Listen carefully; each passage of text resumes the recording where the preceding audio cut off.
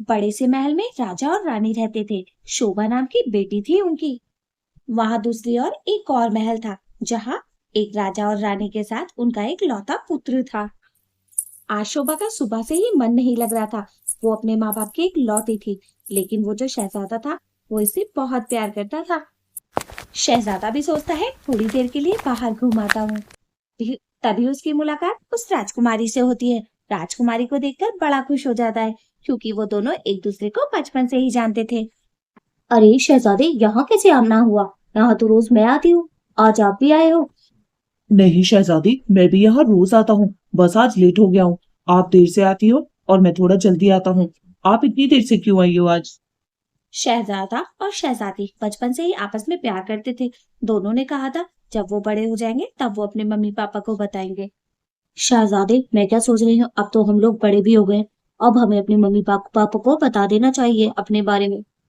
हाँ शहजादी, बात तो आपकी सही है। मैं भी सोच रहा हूँ कुछ दिन और रुक जाता हूँ, फिर मैं अपने मम्मी पापा को बता दूंगा। एक जगह जरा काम से जाना है मुझे। उधर शहजादी के मम्मी पापा को भी उसकी शादी की चिंता सताई जा रही थी। शहजादी बड़ी जो हो चुकी थी। महाराज, मैं तो कहती हूँ अब अपनी बेटी के लिए कोई अच्छा राजकुमार ढूंढ ही ले। काफी बड़ी हो गई है, अब उसकी शादी करा देनी चाहिए। अरे भाई, तुम्हें क्या लगता है कि मुझे उसकी चिंता नहीं है? मैंने कई राजकुमारों को उसका रिश्ता भिजवाया है, लेकिन अभी तक कोई जवाब नहीं आया है। जल्दी हमारी बेटी के लिए कोई शहजादा जरूर मिलेगा। महाराज, बस मैं तो ऐसे ही कह रही थी ताकि आपको याद रहे आपकी एक बेटी है। आप इतना काम में बिजी रहते हैं कि आप अपनी बेटी पे ध्यान नहीं दे पाते। महारानी, मैं चाहे जितना भी बिजी क्यों ना रहूं, मैं अपनी बेटी से इतना प्यार करता हूँ कि मुझे उसकी चिंता है। आप मुझे मत बताइए कि मुझे क्या करना चाहिए और क्या नहीं। समझी? अपने काम से काम रखो, जब देखो बोलती हो। उधर दूसरी ओर शहजादी के मम्मी पापा को भी बहुत चिंता थी उसकी शादी की। अजी मैं तो कहूँ कोई शहजादी वहजादी ढूंढ लो। देखो अब लोंडा हो गया बड़ा हमारा। अब उसकी शादी वादी करवा देनी चाहिए हमें। लेकिन शहजादे के पापा अभी उसकी शादी नहीं करना चाहते थे। महारानी चुप करो, अभी उसकी शादी नहीं करानी मुझे। अभी तो शहजादे को बहुत बड़े बड़े युद्ध जीतने हैं। तुमने कैसे सोच लिया उसकी शादी के लिए? हाँ? अरे महाराज इतनी तेज मत चिल्लाओ कि प्राण ही निकल जाए तुम्हारे। मैं तो बस बता रही थी ना, इतना चिल्लाने की क्या जरूरत है। एक तो बुढ़ापे में सारी हड्डियां झुकी पड़ी हैं, ऊपर से ज्यादा तेज बोलोगे तो निकल लोगे। खामोश महारानी, आप हमारी अभी ताकत का अंदाजा नहीं लगा सकते। हम अभी युद्ध जीतेंगे। देखना, 2 दिन बाद हमारा युद्ध है, फिर देखना हमारी ताकत का अंदाजा। तुम्हें तो सिर्फ हम ऐसे ही बूढ़े लगते हैं ना, लेकिन हम बूढ़े नहीं है राजकुमारी, बूढ़े नहीं है। जानू, अब मेरे ना दिन करते हैं ना रातें करती हैं। कुछ तो करो, वरना मैं तुम्हारी बिना मर जाऊंगी। और फिर मत कहना कि मैं रंडवा हो गया। अरे चुप कर जाओ, चुप कर जाओ। ना तुम मरोगी और ना ही मैं रंडवा होऊंगा। जल्दी ही हम दोनों शादी करेंगे। अभी 2-3 दिन में युद्ध है, पहले हम युद्ध जीत कर आ जाएं, उसके बाद शादी करेंगे हम तुमसे। राजकुमारी गुस्से में जाने लगती है। तभी राजकुमार उसे रोक लेता है। अरे मुझे मत रोको, शादी शादी शादी कब से कह रही हूँ, लेकिन तुम हो कि शादी के लिए मानते ही नहीं हो। युद्ध जीतना है। अबे 1.5 फसली के राजकुमार, तू क्या युद्ध जीतेगा? हार कर ही आएगा तू। जाने मन, अगर तुम ही ऐसा कहोगी कि मैं युद्ध हार कर आऊंगा, तो बताओ मैं कैसे जीतूंगा? इस तरीके की बातें तो ना करो, कम से कम मैं तो युद्ध जीत कर ही आऊंगा, टेंशन ना लो तुम। राजकुमार और राजकुमारी यहाँ बहुत तेज तेज लड़ रहे थे। उनकी आवाज बहुत दूर तक जा रही थी। वहाँ बीच में पास ही एक साधु अपनी साधना में व्यस्त था। वो उनका शोर सुन के तेज तेज चिल्लाने लगता है। अरे कौन है नासवीटो? कम बखत मारो, जरा मेरे सामने आओ। मेरी तपस्या भंग कर दी है तुमने। तुम मेरे सामने तो आओ जरा, मैं बता। साधु की चिल्लाने की आवाज सुनकर राजकुमार और राजकुमारी डर जाते हैं। राजकुमार, ये तो किसी साधु की आवाज है। क्या हमने कभी किसी की तपस्या तो भंग नहीं कर दी? चल के जल्दी से देखते हैं। राजकुमार और राजकुमारी दोनों के दोनों भागे भागे बीच पे जाते हैं, और वहां खड़ा होता है एक साधु जो चिल्ला रहा होता है। आगे मत बढ़ना, वहीं रुक जाओ। समझे? तुमने मेरी तपस्या भंग की है ना? अब देखो। महाराज, हमें माफ कर दो। ये सब हमने जानबूझकर नहीं किया है। हमें नहीं पता था आप अपनी तपस्या में यहाँ बिजी हैं। प्लीज महाराज, हमें माफ कर दें। महाराज, मैं एक राजकुमार हूँ। मैं आपको आदेश देता हूँ कि आप शोभा को और मुझे माफ कर दें। समझे? वरना मैं आपको यहाँ से फिकवा दूंगा। तू फिकवाएगा मुझे? तू फिकवाएगा? तेरे में इतनी हिम्मत? मैं तुझे श्राप देता हूँ, जिससे तू इतना प्यार करता है ना, तू इसे ही भूल जाएगा। देख, ये मेरा श्राप है। महाराज प्लीज अपना श्राप वापस ले लें, मैं इसके बिना मर जाऊंगी। मैं इस राजकुमार से बहुत प्यार करती हूँ, प्लीज अपना श्राप वापस ले लें। पागल राजकुमारी, कभी तूने सुना है कि किसी साधु ने अपना श्राप वापस लिया हो? अब ये श्राप तो मैं वापस नहीं लूंगा, ये श्राप तुम्हें भुगतना ही पड़ेगा। साधु श्राप देकर वहां से चला जाता है और शोभा वहीं खड़ी खड़ी रोती रहती है। शोभा को समझ ही नहीं आ रहा था कि वो करे तो करे क्या। वो तो सिर्फ टॉमची से एक ही बात कहे जा रही थी, टॉमची अब तो मुझे भूल जाओगे, मुझे पता है साधु का श्राप कभी खराब नहीं जाता। टॉमची उसे बहुत प्यार भरी नजरों से देख रहा था क्योंकि शोभा बहुत रो रही थी, इसीलिए।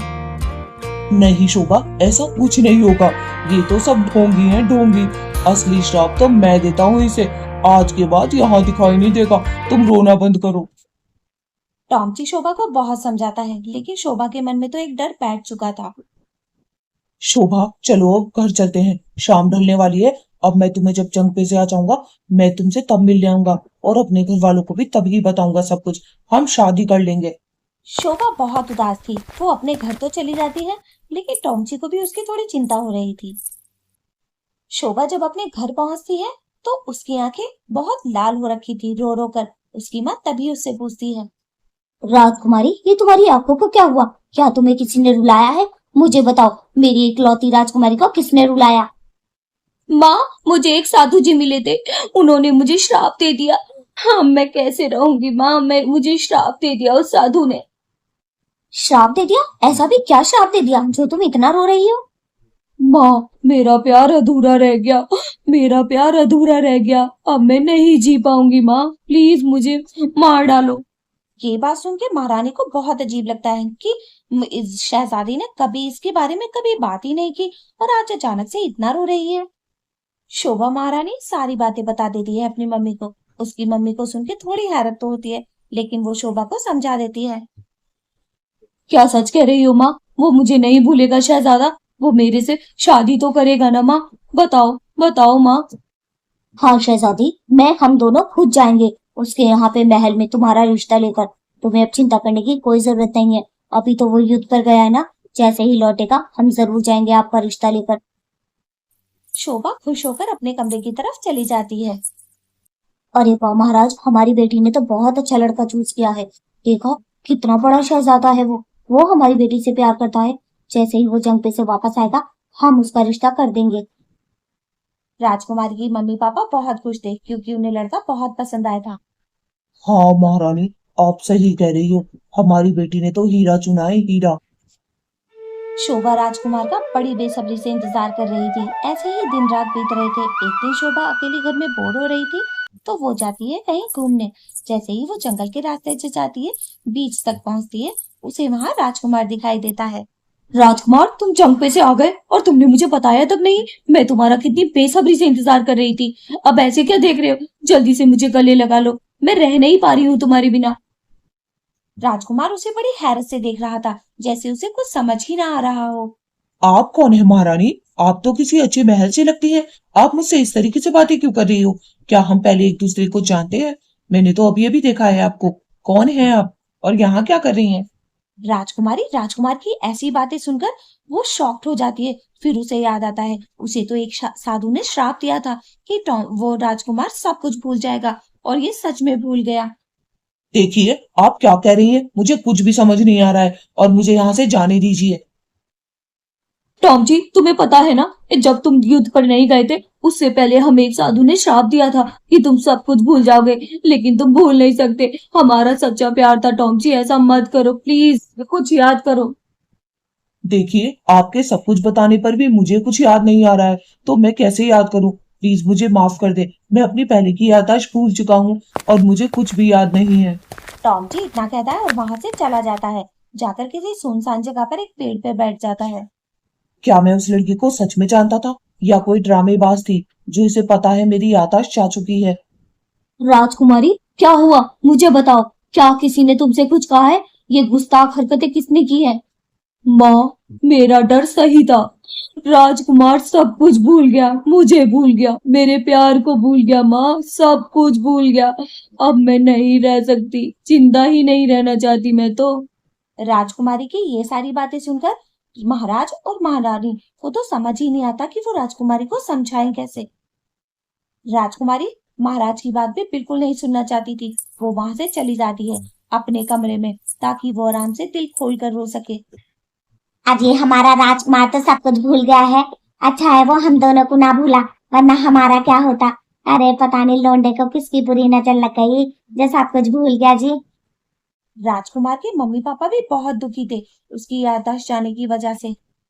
अरे तुम टेंशन मत लो, मैं उसका इलाज अच्छे से अच्छे वैद्य के कराऊंगा। उसकी याददाश्त को वापस आना ही होगा। अरे होने वाला राजकुमार है वो, राजकुमार तो ऐसे कैसे जाने दूंगा मैं। उधर राजकुमार भी बहुत ही परेशान था। वो ना चाहते हुए भी सोच में डूबा रहता था कि उसकी याददाश्त जाने से पहले उसकी जिंदगी कैसी थी। अरे आ गया मेरा बेटा राजकुमार शहजादे। कहाँ गया था तू? देखे बतेरी देर से बाहर था। तू ज्यादा देर बाहर मत जाया कर, वैसे ही तेरी तबीयत सही नहीं रहती। माँ, आप दोनों मुझे एक बात सच सच बताएं, क्या मेरी याददाश्त जाने से पहले मैं किसी लड़की से प्यार करता था? क्या ऐसी कोई बात मैंने आपको बताई थी? प्लीज झूठ मत बोलना, मुझे सब कुछ सच सच जानना है। नहीं शहजादे, आपने किसी से प्यार नहीं किया। आप तो सिर्फ योद्धा थे, बहुत अच्छे योद्धा। अगर कोई प्यार व्यार का चक्कर होता तो आप अपनी माँ को जरूर बताते। ऐसा कुछ नहीं था। इतना सुनकर राजकुमार वहां से चला जाता है। उसे यकीन हो गया था कि कोई ऐसी ही लड़की थी जो उसे बेवकूफ बना रही थी। अजीब, ऐसा मेरे से तो कभी इसने ऐसी बातें करी ना राजकुमार ने कि मुझे प्यार हुआ या ना हुआ। कहीं कोई सचमुच लड़की तो ना थी। आज इसने हमसे ऐसा क्वेश्चन करा ही क्यों?